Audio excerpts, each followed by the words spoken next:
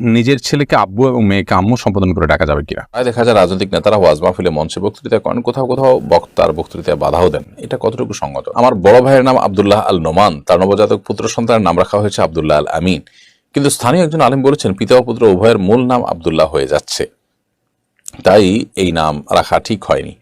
আব্দুল্লাহ বাদ দিয়ে শুধু আল আমিন রাখতে হবে। এ বিশেষের এই নিয়ম সম্পর্কে জানলে উপকৃত হবেন। সুন্নত রোজা রাখলে মা বাবার জন্য সওয়াবের নিয়ত করা যাবে কিনা? জমি বিক্রি করে ব্যবসা করা যাবে কিনা? ছেলের নাম আহমদ আল সামি, আমি কি তাকে শুধু সামি নামে রাখতে পারবো? ট্রান্সজেন্ডারদের অধিকার প্রতিষ্ঠার আন্দোলনে যুক্ত অনেকে এই যুক্তি দিচ্ছেন আল্লাহ সাম্য পছন্দ করেন, আল্লাহ বিধান লঙ্ঘন বরং অস্বীকার করে ট্রান্সজেন্ডার হয়ে আবার আল্লাহর দোহাই দিচ্ছে। আপনার মন্তব্য কাম্য। আমি দেখেছি বাহিরের বিভিন্ন দেশে কোরবানি করার আগে পশুর মাথায় গুলি করে ফেলে দেয়, এরপর কোরবানি করা হয়। এটা কি জায়েজ? ফজরের সময় ঘুম না ভাঙে এবং সূর্য উঠে যায়, তাহলে কই নামাজের কাজা পড়তে হবে? মসজিদের মিনারের সামনের দিকে কবরস্থান করা জায়েজ আছে কিনা? জাপান থেকে বলছি। চলুন তাহলে আমরা দেরি না করে প্রশ্নোত্তর আলোকিত ভুবনে প্রবেশ করি। আবু হানিফ লিখেছেন, প্রায় দেখা যায় রাজনৈতিক নেতারা ওয়াজ মাহফিলে মঞ্চে বক্তৃতা করেন, কোথাও কোথাও বক্তার বক্তৃতায় বাধাও দেন। এটা কতটুকু সঙ্গত? আমাদের রাজনৈতিক নেতারা এত বেশি দ্বিচারিতা করেন যে সাধারণ মানুষ রাজনীতির প্রতি এতটাই বীতশ্রদ্ধ হয়ে গেছে যে রাজনীতি করাটাকে মানুষ খারাপভাবে দেখে। ব্যাপারটা এই পর্যায়ে চলে গেছে। এখন যদি আমাদের রাজনৈতিক নেতারা সেটা না বুঝেন তাহলে সেক্ষেত্রে তাদেরই প্রতি তারা অবিচার করছেন আমি মনে করি। আর এই দ্বিচারিতার কথাটা এই জন্য আসলো যে রাজনৈতিক নেতারা নিজেরাই বলেন যে আপনার ধর্মীয় ও সভায়, ধর্মীয় প্রতিষ্ঠানে যেন রাজনীতি চর্চা করা না হয়।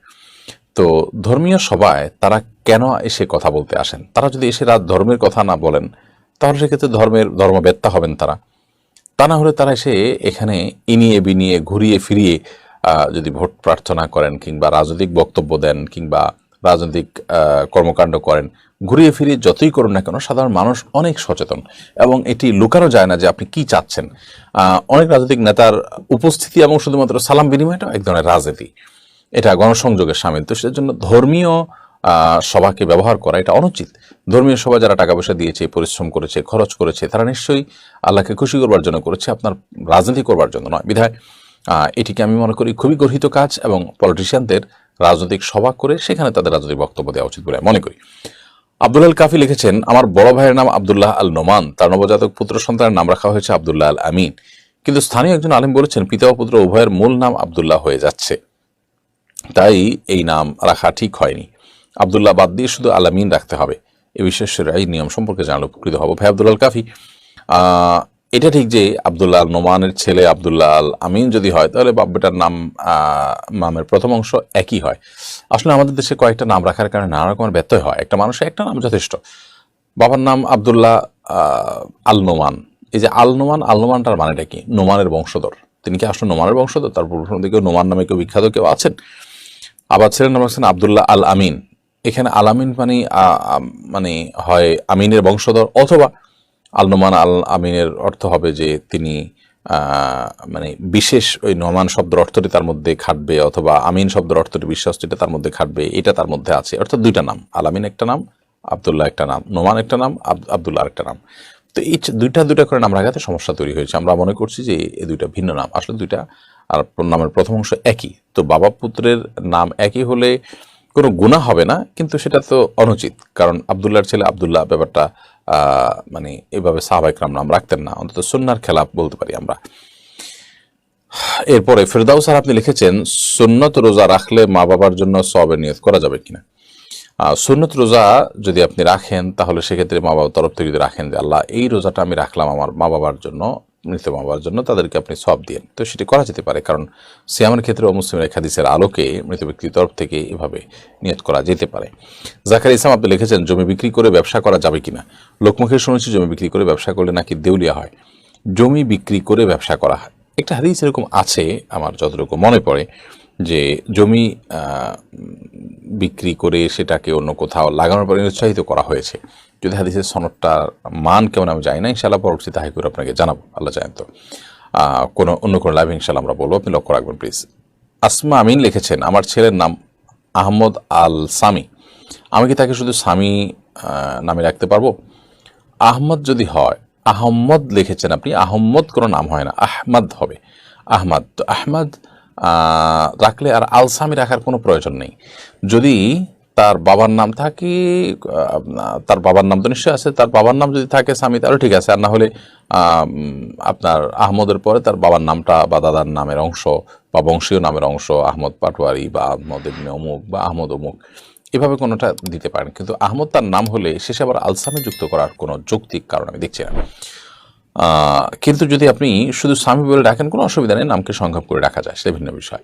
নুরুদ্দিন লিখেছেন, ট্রান্সজেন্ডারদের অধিকার প্রতিষ্ঠার আন্দোলনে যুক্ত অনেকে এই যুক্তি দিচ্ছেন আল্লাহ সাম্য পছন্দ করেন, আল্লাহ বিধান লঙ্ঘন বরং অস্বীকার করে ট্রান্সজেন্ডার হয়ে আবার আল্লাহর দোহাই দিচ্ছে। আপনার মন্তব্য কাম্য। দেখুন, শয়তান তার শয়তানের সপক্ষে কোরআন হাদিসের আপনার রেফারেন্সও হাজির করে। এটাই হলো মানে এই সময়ের সবচাইতে আপনার নির্লজ্জ কর্ম আর কি আমরা বলতে পারি। আল্লাহ রাব্বুল আলামিন সাম্য পছন্দ করেন, সেটা যেমন আল্লাহ তাআলা বলেছেন কোরআনে, সে আল্লাহ তাআলা বলেছেন লা তাবদীলা লিখালকিল্লাহ, সৃষ্টিতে কোনো প্রকার পরিবর্তন করা যায় না, যাবে না। তো সেখানে আপনি রীতিমতো নারী পুরুষ নারীর ভেগ ধারণ করে আল্লাহ লানত অভিশাপ পড়ার মতো কাজ করেছেন, আবার বলছেন যে আল্লাহ তাআলা সাম্য পছন্দ করেন। এটা স্পষ্টতই দ্বিচারিতা এবং একটা রীতিমতো ভণ্ডামি আমরা বলতে পারি। বিধায় ট্রান্সজেন্ডার এটা যারা প্রতিষ্ঠিত করতে চান আমাদের সমাজে, আমার বিশ্বাস তারা পারবে না ইনশাআল্লাহ। সমাজের প্রত্যেকটা মানুষ, হিন্দু মুসলিম নির্বিশেষে, এটার বিরুদ্ধে তীব্র আন্দোলন গড়ে তোলা দরকার। আল্লাহ তাআলা আমাদেরকে সেই তৌফিক দান করুন। রশিদ ইসলাম আপনি লিখেছেন, আমি দেখেছি বাহিরের বিভিন্ন দেশে কোরবানি করার আগে পশুর মাথায় গুলি করে ফেলে দেয়, এরপর কোরবানি করা হয়, এটা কি জায়েজ?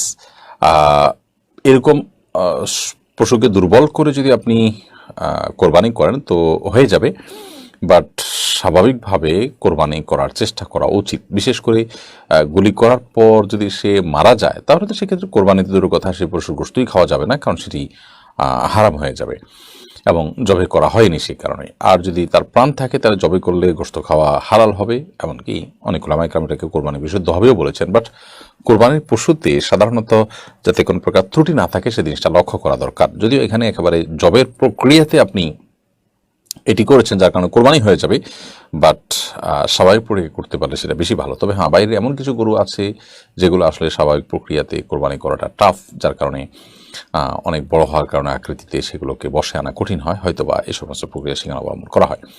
সিফাত আহমদ লিখেছেন, যদি ফজরের সময় ঘুম না ভাঙে এবং সূর্য উঠে যায় তাহলে কই নামাজের কাজা পড়তে হবে? অবশ্যই কাজা পড়তে হবে। সূর্য উঠে গেছে তাহলে সূর্য ওঠার পর 15-20 মিনিট পর্যন্ত অপেক্ষা করে সূর্য ওঠার 15 মিনিট পরেই যে কোনো সময় আপনি নামাজ পড়ে ফেলবেন। নবী করিম সাল্লাল্লাহু আলাইহি ওয়াসাল্লাম বলেছেন, মান নামা আন সালাতিন আও নাসিহা ফালিয়ুসাল্লিহা ইযা যাকারা ফাইন্না যালিকা ওয়াক্তুহা। যদি কেউ নামাজ পড়তে ভুলে যান কিংবা ঘুমের কারণে নামাজ সময়মতো পড়তে না পারেন, তাহলে যখন ঘুম ভেঙে যায় তখন তিনি যেন নামাজ পড়ে নেন, এটা তার জন্য নামাজের ওয়াক্ত। নবী সাল্লাল্লাহু আলাইহি ওয়াসাল্লামের জীবনে একবার ফজর নামাজ এরকম মিস হয়েছে। সাহাবীদের সহকারে তিনি কোনো একটা সফর থেকে আসছিলেন, তো পথিমধ্যে তারা রাতে শুয়েছেন, ঘুম থেকে জাগাবার জন্য যাকে দায়িত্ব দিয়েছিলেন পালা করে সাহাবীদেরকে, তাদের মধ্যে একজন তিনি ঘুমিয়ে পড়েছেন, যার কারণে তিনি নিজে টের পাননি, ওদেরকেও ডাকতে পারেনি। পরবর্তী নবী সাল্লাল্লাহু আলাইহি ওয়াসাল্লাম সবাইকে নিয়ে এসে নামাজ কাজা করেছেন। বিধায় আপনাকে নামাজ পড়তে হবে পরে। তবে এরকম ফজর নামাজ প্রায় কাজা হওয়া বা নিয়মিত কাজা হওয়া নিশ্চয়ই গ্রহণযোগ্য না। এরপরে রাজন হোসেন আপনি লিখেছেন, মসজিদের মিনারের সামনের দিকে কবরস্থান করা জায়েজ আছে কিনা? জাপান থেকে বলছি। ভাই রাজন হোসেন, আপনি জাপান থেকে প্রশ্ন করেছেন এবং আমরা সবাই জাপান থেকে ফিরে এসেছি আলহামদুলিল্লাহ। জাপানে প্রবাসী বাংলাদেশি ভাইদের মধ্যে দিনী কাজ দেখে আমি খুবই আনন্দিত হয়েছি। তবে সেই সাথে অনেক প্রবাসী ভাইরা এখনও দিনের ছোঁয়া থেকে দূরে আছেন, অনেকে নিজের ঈমান আমল খুইয়ে বসে থাকেন সেই জায়গায়, সেগুলো আমাদের চিন্তার কারণ নিশ্চয়ই। যাই হোক, আপনি যে প্রশ্ন করেছেন মসজিদের মিনারের সামনের দিকে কবরস্থান করা যায় আছে কিনা, আপনি সম্ভবত মেহরাবকে বোঝাতে গিয়ে মিনার বলেছেন, মেহরাবের সামনের দিকে অর্থাৎ কেবলার দিকে কবরস্থান করলে সেটা জায়েজ আছে কিনা। উত্তর হলো যে মসজিদের ওয়ালের বাইরে যদি কবরস্থান হয় বা কবরস্থানের জন্য আলাদা ওয়াল থাকে, একথা মসজিদের ওয়ালের মধ্যে না বাইরে, তাহলে সেক্ষেত্রে মানে সেপারেশন বোঝা যায় যেটা কবরস্থান এটা মসজিদ, তাহলে এটা জায়েজ আছে। তবে সবচেয়ে ভালো হয় মসজিদের পূবে কিংবা উত্তরে কিংবা দক্ষিণে যদি কবরস্থান করতে পারেন। তাতে যেটা হয় যে মসজিদের সামনে যে কবরস্থান আছে দেখতে অন্তত দেখা যাচ্ছে না যে আপনি কবরকে সিজদা করছেন। যদিও এখানে কবরকে সিজদা করা হবে না এবং এর কারণে কোনো গুনাহ হবে না এবং কেউ উদ্দেশ্যে সিজদা করেও না, যার কারণে মসজিদের ওয়ালের বাইরে যদি কবরস্থান থাকে সেটা হারাম বা নাজায়েজ হবে না, শিরক হবে না ইনশাআল্লাহ। এস এ হাবিব, আপনার প্রশ্নটি আপনি লিখেছেন, নিজের ছেলেকে আব্বু এবং মেয়েকে আম্মু সম্বোধন করে ডাকা যাবে কিনা? স্নেহের জায়গা থেকে বা মমতা করে তাদেরকে আব্বু বা আম্মু ডাকতে কোনো অসুবিধা নেই, এটার উপকার্থে আব্বু আম্মু ডাকা হয়। আব্বু আম্মু ডাকার মানে এই না যে আমার কাগজে কলমে জন্মদাতা পিতা বা মাতা হিসেবে তাদেরকে ঘোষণা দিলাম, এরকম তো আর কেউ করে না। অতএব স্নেহের বসে তাদেরকে আব্বু কিংবা আম্মু